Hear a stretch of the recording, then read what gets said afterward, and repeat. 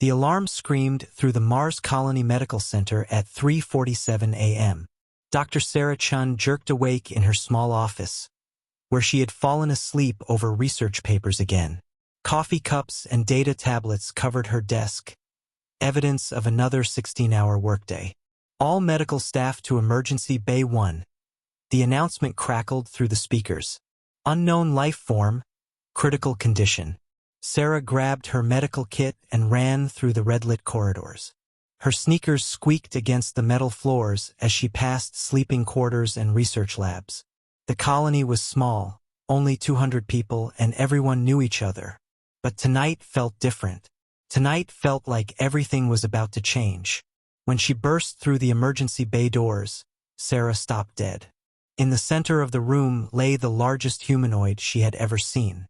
He was at least 8 feet tall, with broad shoulders and muscles that looked like they were carved from stone. His skin was pale blue-gray, like moonlight on metal, and covered in intricate tattoos that seemed to shimmer and move in the harsh medical lights. But it was the blood that made her gasp. Silver blood, bright as mercury, pooled beneath him and dripped from multiple wounds across his chest and arms. It didn't look like any blood she had ever studied. What happened? Sarah asked Dr. Martinez, the night shift supervisor. His ship crashed about 2 miles from the colony. Our scouts found him and brought him here. He's losing blood fast, but we don't know his biology. Sarah, you're our best xenobiologist. Can you help him? Sarah knelt beside the warrior. Up close, she could see that his face was almost human, but more angular, with high cheekbones and a strong jaw. His hair was long and silver-white, braided with small metal pieces that clinked softly when he moved his head. His eyes were closed, but she could see they were large, probably adapted for low light. His pulse is weak, she said, placing her hand on his neck. His skin was warm, warmer than human skin. And he's lost a lot of blood. Do we have any idea what his blood type might be? None. We've never seen this species before. Sarah looked at the silver blood on her gloves. Something about it called to her, as if it was familiar somehow.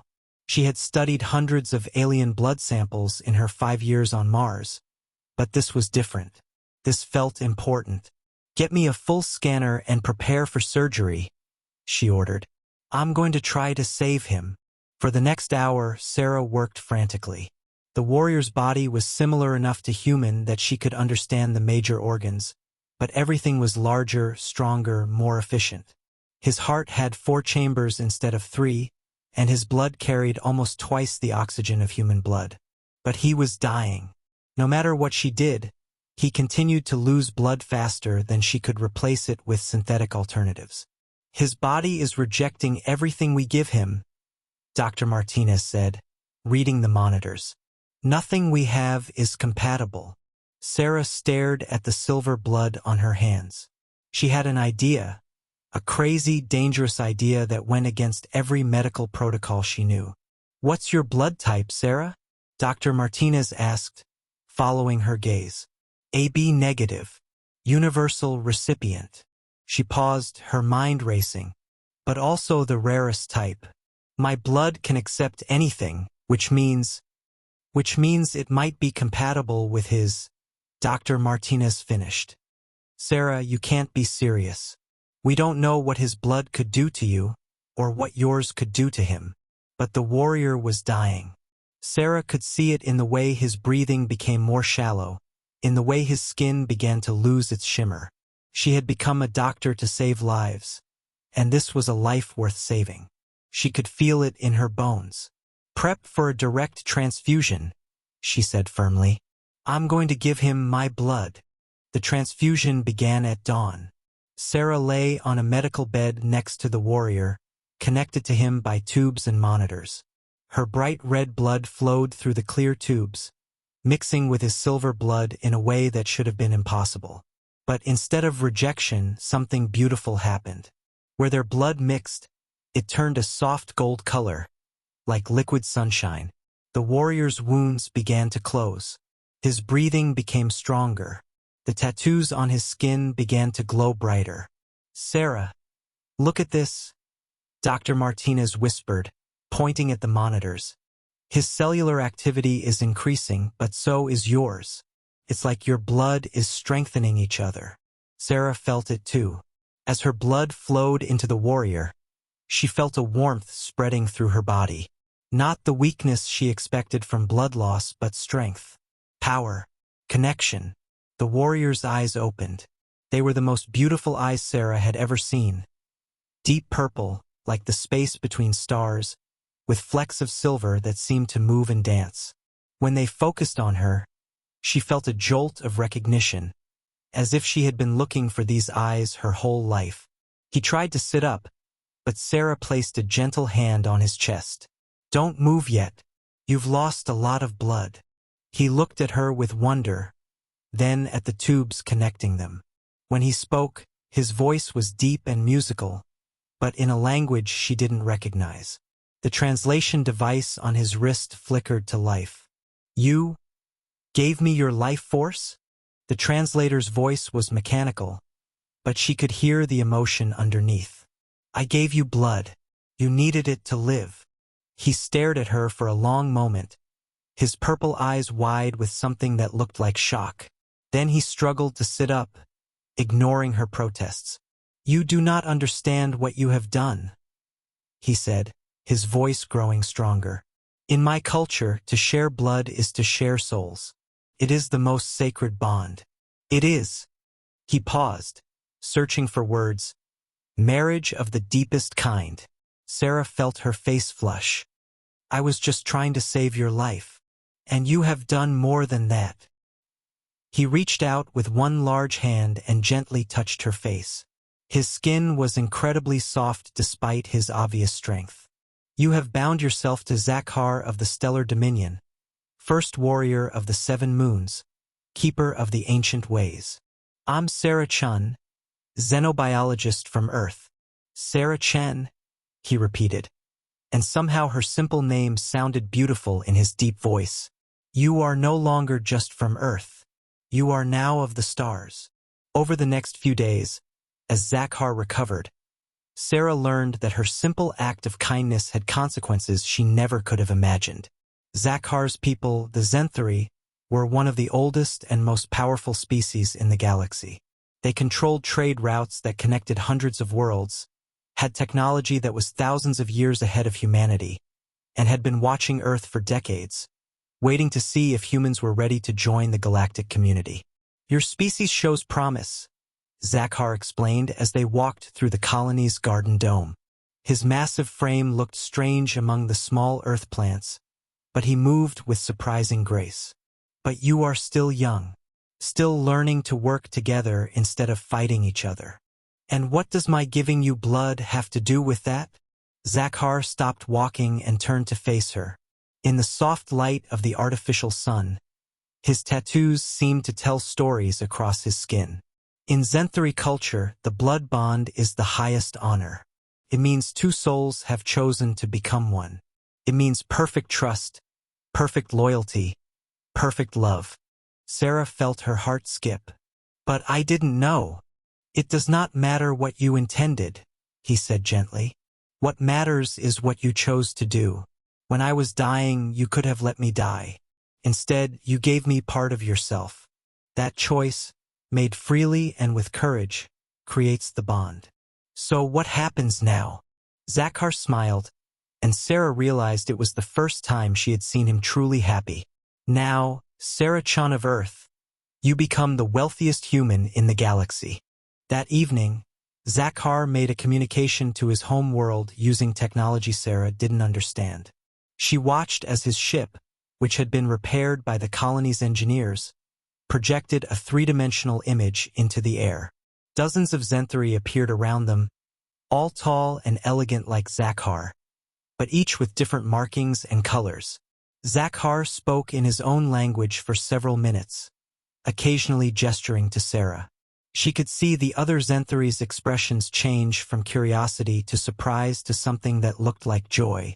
When the communication ended, Zakhar turned to her with an expression she couldn't read. What did you tell them? Sarah asked. I told them that I have found my blood bonded, and that she is human. I told them of your courage and your kindness. I told them that humanity is ready. Ready for what? To join the Galactic Trade Alliance. The first gift arrived the next morning. A ship. Not just any ship, but a Zenthari deep space vessel that was larger than the entire Mars colony. It settled gracefully onto the planet's surface like a silver mountain, its hull gleaming in the weak Martian sunlight. "This is yours," Zakhar said simply as Sarah stared up at the massive craft. A blood-bonded of the first warrior cannot travel in anything less than the finest ships in the galaxy. Sarah's head was spinning. "Zakhar, I can't accept this. It must be worth more than your entire planet's gross domestic product," he finished. "But to my people, you are priceless. You saved the life of their greatest warrior, and you did it without knowing what you would gain. Such selflessness is rare in the galaxy." Inside the ship, Sarah discovered technology that seemed like magic. Rooms that could change their size and appearance with a thought. Food synthesizers that could create any meal from any world. A medical bay that could heal injuries in minutes. A library that contained the knowledge of 1,000 civilizations. "This is just the beginning," Zakhar said as he showed her the bridge.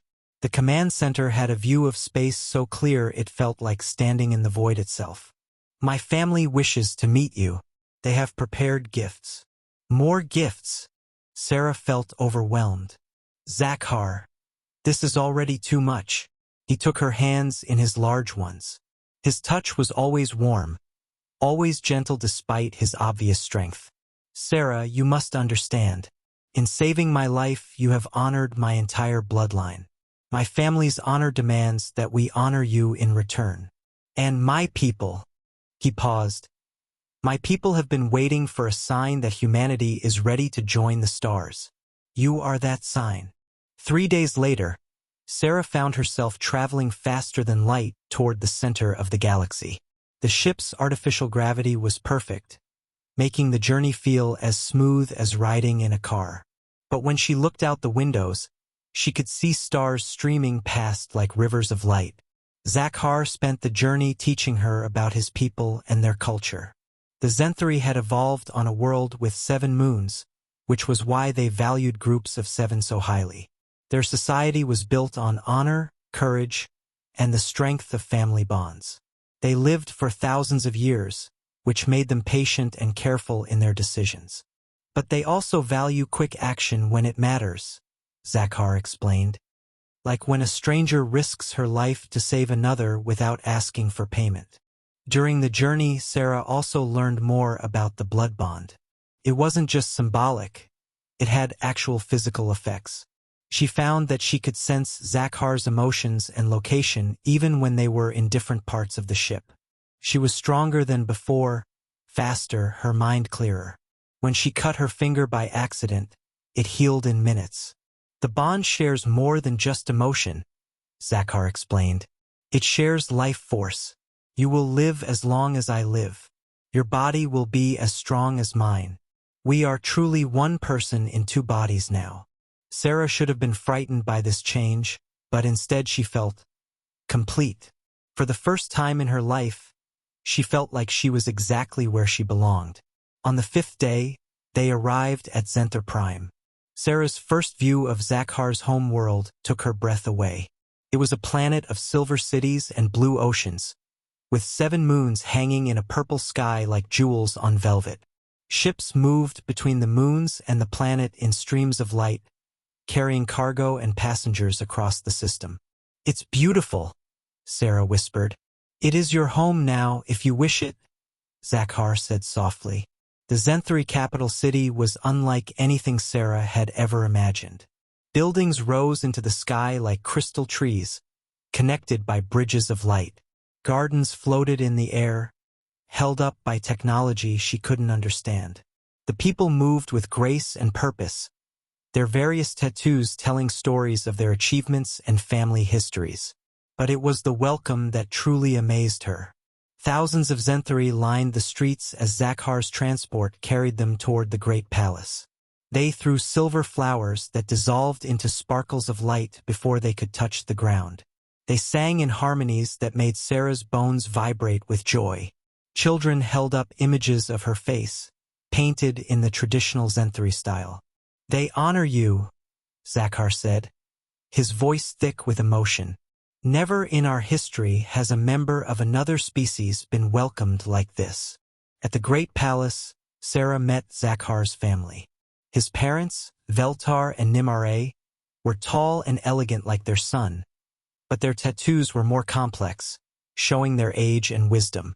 His sister, Kilare, was a warrior like him, but her tattoos showed she was also a master of the healing arts. "Welcome, blood-bonded of our son," Veltar said in careful English. "You have brought honor to our house and hope to our people." The welcoming ceremony lasted 3 days. Sarah was given gifts that would have made ancient kings weep with envy. Jewelry that could control gravity, clothing that could adapt to any environment, books that contained the wisdom of civilizations older than Earth itself. But the greatest gift came on the 3rd day, when the Zenthri High Council gathered to meet her. The council chamber was vast, with representatives from dozens of species sitting in circles that rose toward a domed ceiling painted with star maps. Sarah felt very small and very human as she walked to the center of the room, with Zakhar beside her. "Sarah Chun of Earth," the High Chancellor spoke, her voice carrying clearly through the enormous space. "You have done something remarkable. Without knowledge of our customs, without expectation of reward, you saved the life of one of our greatest warriors. In doing so, you have shown us that humanity possesses the qualities we value most: courage, compassion, and the ability to act without selfishness." The Chancellor stood, and all the other representatives stood with her. "It is the decision of this council that humanity shall be invited to join the Galactic Trade Alliance as a full member species. Earth will receive technology to clean your oceans and atmosphere. Your people will have access to the knowledge and resources of 1,000 worlds. And you, Sarah Chun, will serve as Earth's first ambassador to the stars." Sarah felt tears running down her face. She had wanted to save one life, and instead she had saved her entire species. 6 months later, Sarah stood in her new office aboard the Galactic Trade Station, looking out at ships from 100 different worlds. Earth's first interstellar trading post was busy with commerce and diplomacy. Humans worked alongside Zenthri, as well as the crystal-based Silani, the aquatic Merdorans, and dozens of other species. Her childhood dream of making first contact with aliens had come true in ways she never could have imagined. But more than that, she had found love, purpose, and a future beyond her wildest dreams.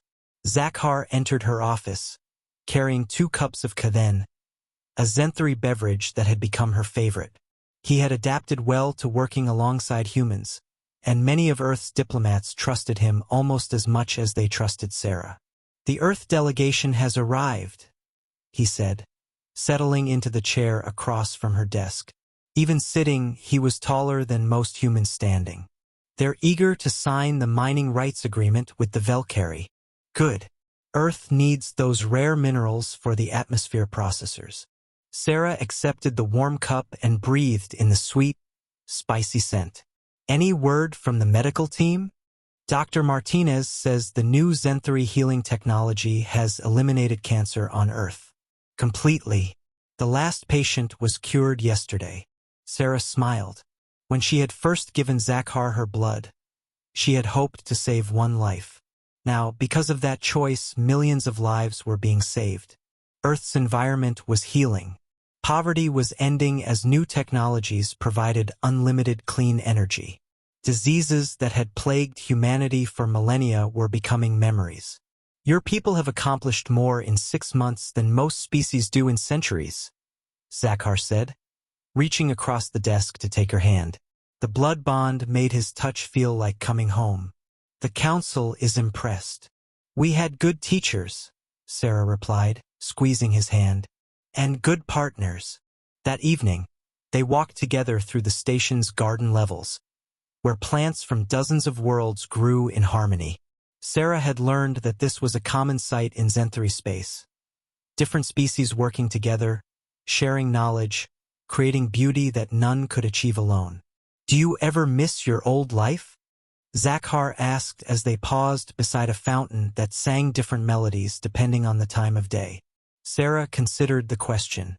6 months ago, she had been a lonely researcher on Mars, brilliant but unrecognized, working 16-hour days and falling asleep over her data tablets. Now she was the most famous human in the galaxy, wealthy beyond imagination, married to a warrior prince from the stars, and serving as humanity's voice in a vast galactic community. "No," she said finally. "That life was preparing me for this one. Every day I spent studying alien biology. Every night I spent dreaming of the stars. Every choice I made to put science and helping others before my own comfort. It all led to that moment when I decided to save your life."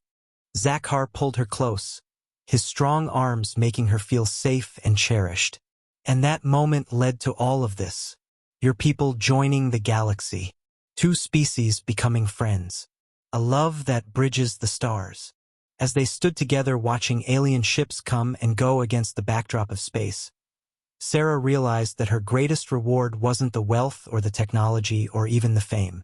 It was the knowledge that one act of kindness, made without expecting anything in return, had changed the course of history. She had given an alien warrior her blood to save his life. In return, she had been given a love that would last millennia, a purpose that spanned the galaxy, and a future full of infinite possibilities. Ambassador Sarah Zenthri, she had taken Zakhar's family name as part of their formal bonding ceremony, stood before the newly completed Earth Zenthri Cultural Center in New Geneva.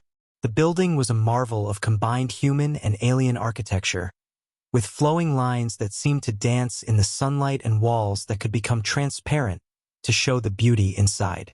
Today marked the 5th anniversary of First Contact, and Sarah was giving the keynote address to an audience that included humans, Zenthri, and representatives from 15 other species.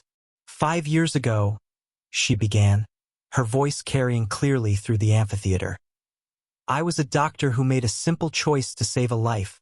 I had no idea that choice would lead to this moment, when our species stand together as equals among the stars."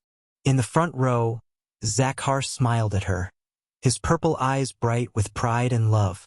Beside him sat their year-old daughter, Lyra, who had inherited her father's height and her mother's curiosity, along with the golden blood that marked her as the first truly galactic human.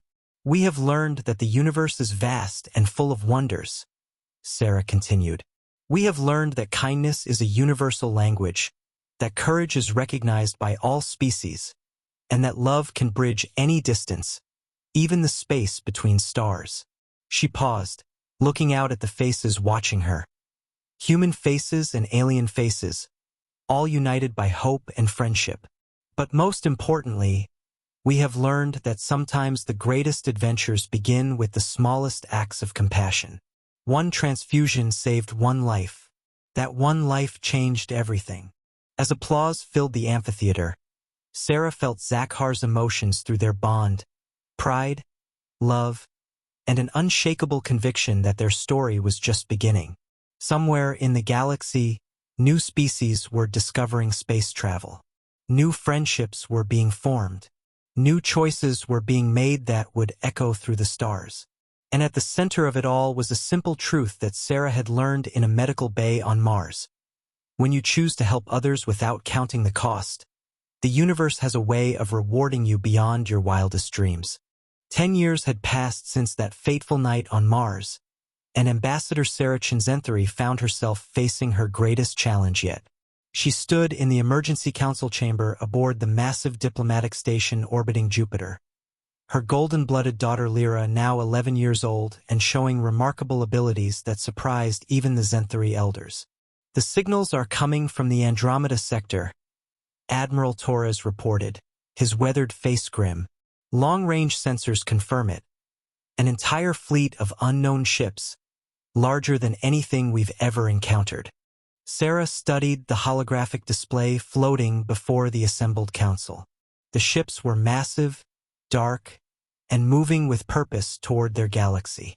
Unlike the elegant curves of Zenthri vessels or the functional designs of human craft, these ships looked almost organic, like enormous sea creatures swimming through space. "Have we attempted communication?" Sarah asked. "Every frequency, every protocol the Alliance knows," came the reply from Velmiron, the Silani representative whose crystalline form sparkled with anxiety. "They either cannot or will not respond."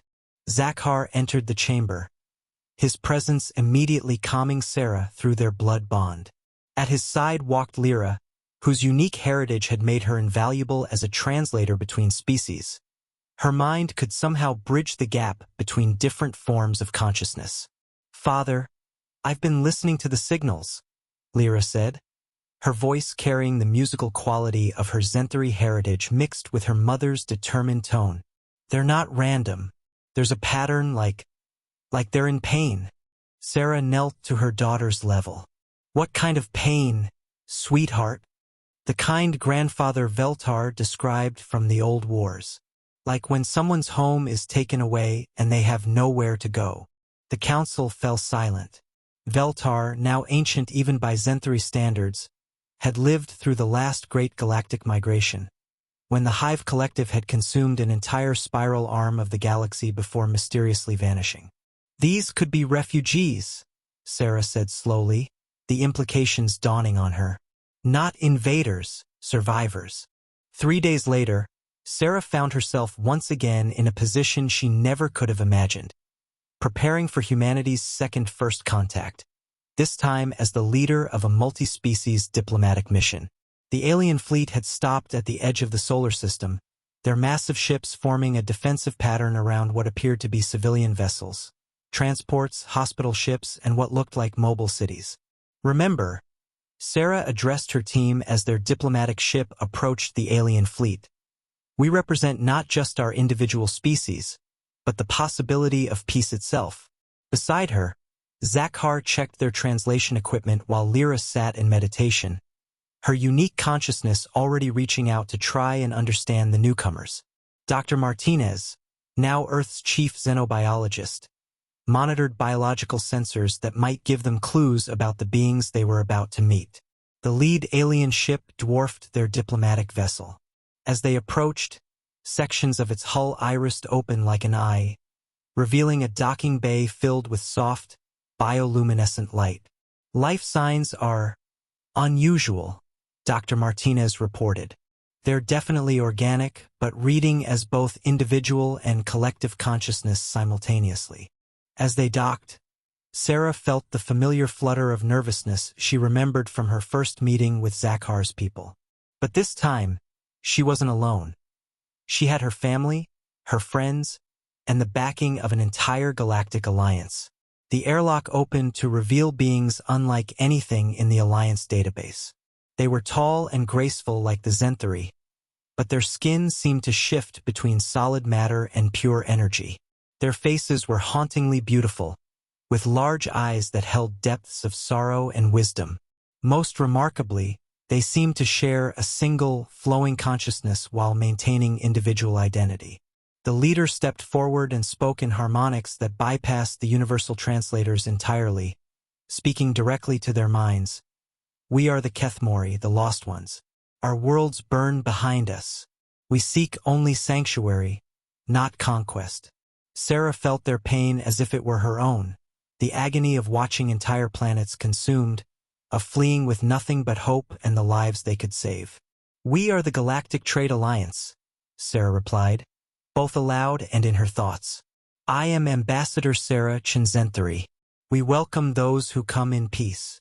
"You are the Bridgewalker," the leader responded, and Sarah felt surprise ripple through their collective consciousness. "The one who bonds with warriors and speaks for the small world people. Your legend travels far." In the weeks that followed, Sarah learned that her reputation had spread far beyond the known galaxy. The story of the human doctor who saved a Zenthri warrior had become something of a legend among spacefaring species, a symbol of the possibility for understanding between different forms of life. The Kethmori had fled from something they called the Void, a force that consumed not just planets and civilizations, but the very concept of life itself. They had traveled for generations, losing ships and people along the way, following ancient star charts that spoke of a galaxy where different species had learned to coexist. They were following the legend of you and Zakhar, Lyra explained to her parents as they walked through the new refugee camps being established on Europa. The young girl had become the primary translator between the Kethmori and the Alliance, her unique consciousness allowing her to bridge the gap between individual and collective thought. A legend?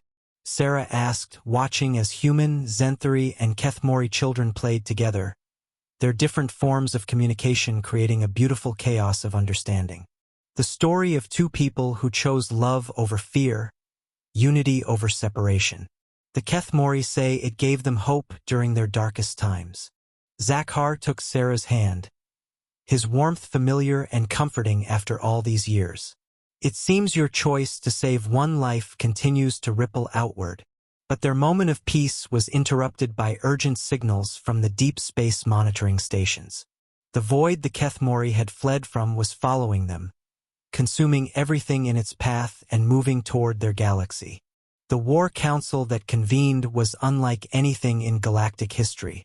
Representatives from hundreds of species, including the newly arrived Kethmori, gathered to face a threat that challenged the very existence of life itself.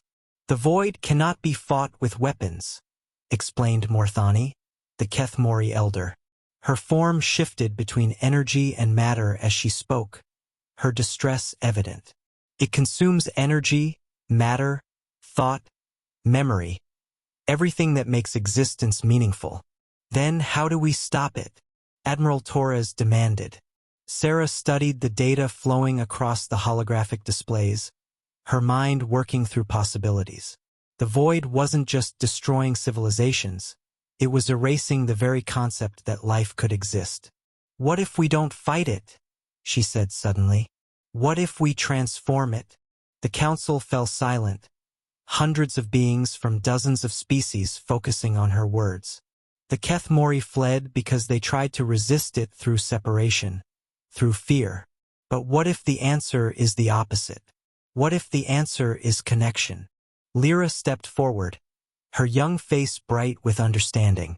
Like when you gave blood to Father. You didn't know what would happen, but you connected your life to his. You chose unity over fear. Zakhar's eyes widened as he grasped the implications. A galactic blood bond, not just between two people, but between all conscious life. The plan that emerged from that council session was audacious beyond belief. To create a network of connection between every conscious being in the galaxy, using the blood bond technology that Sarah and Zakhar had pioneered, enhanced by Kethmori collective consciousness techniques and powered by the pure energy manipulation of the Silani. It will require volunteers from every species, Sarah explained to the gathered fleet commanders and planetary leaders. Not just a few representatives, but millions of beings willing to open their consciousness to each other. The risk is enormous, Dr. Martinez added. We don't know what will happen when so many different forms of consciousness link together. But we know what will happen if we don't try, Morthani said softly. The void will consume everything, and consciousness itself will cease to exist. Sarah looked out at the assembled beings, humans who had once dreamed of the stars, Zenthari who had guided civilizations for millennia, Kethmori who had lost everything but their hope, and dozens of other species who had found their own paths to wisdom and strength. 10 years ago, I made a choice to save one life without knowing the consequences, she said. That choice led to the greatest alliance in galactic history. Now we face another choice. Do we retreat into our separate worlds and fight alone? Or do we trust in the power of connection? The vote was unanimous. The day of the Great Linking, as historians would later call it, dawned across 1,000 worlds simultaneously. In hospitals and schools, on space stations and planetary surfaces, in the depths of gas giant cities and the heights of crystal spires, billions of beings prepared to join their consciousness together.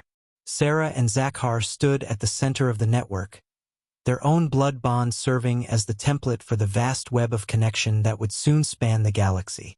Lyra, now showing abilities that amazed even the Zenthari elders, would serve as the primary translator, helping different forms of consciousness understand each other. "Are you ready?" Zakhar asked, his purple eyes reflecting both love and determination. "I've been ready since the moment I first saw you bleeding on that medical table," Sarah replied. As the network activated, Sarah felt her consciousness expand beyond anything she had ever imagined. She was herself, but also Zakhar, also Lyra, also the Kethmori elders, also the crystal beings of Silani, also the vast aquatic minds of the Merdorans. She was a human child taking first steps on Earth, a Zenthari warrior defending the outer colonies, a Kethmori parent fleeing the destruction of their homeworld. And she was more. She was the joy of discovery, the courage to explore, the determination to protect, the hope for tomorrow.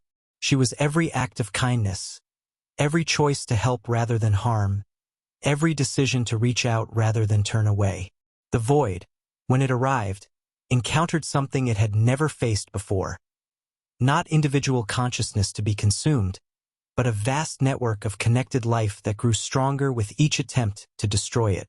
Where the void touched the galactic network, instead of consuming, it began to transform. The emptiness that had driven it was filled with purpose. The hunger that had made it devour was satisfied by connection. The void became not absence, but potential, space for new life, new growth, new possibilities.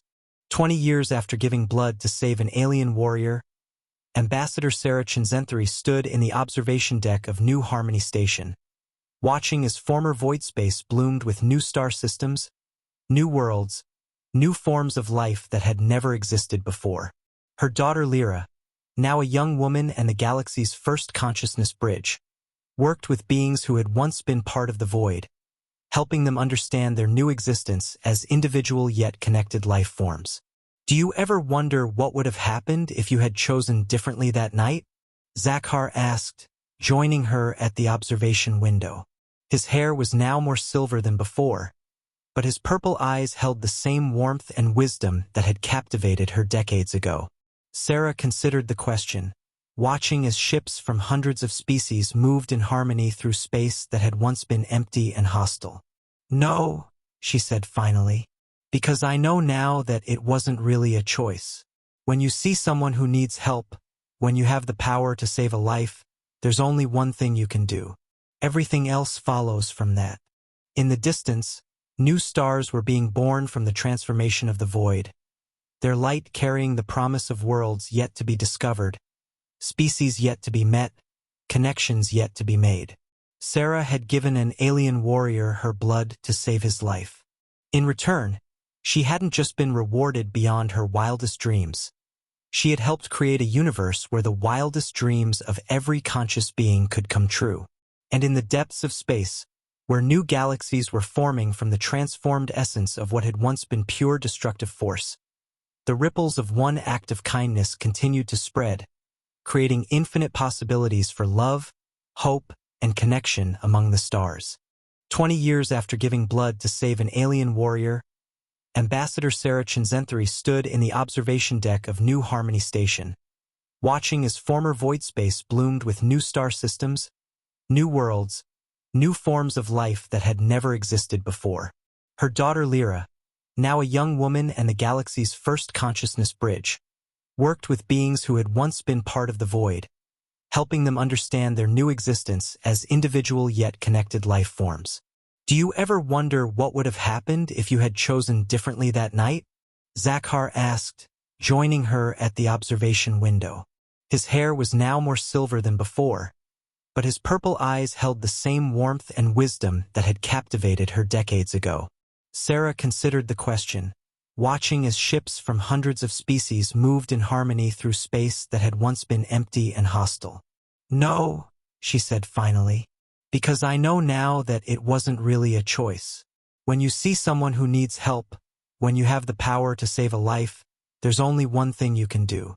Everything else follows from that." In the distance, new stars were being born from the transformation of the void, their light carrying the promise of worlds yet to be discovered, species yet to be met, connections yet to be made. Sarah had given an alien warrior her blood to save his life. In return, she hadn't just been rewarded beyond her wildest dreams. She had helped create a universe where the wildest dreams of every conscious being could come true.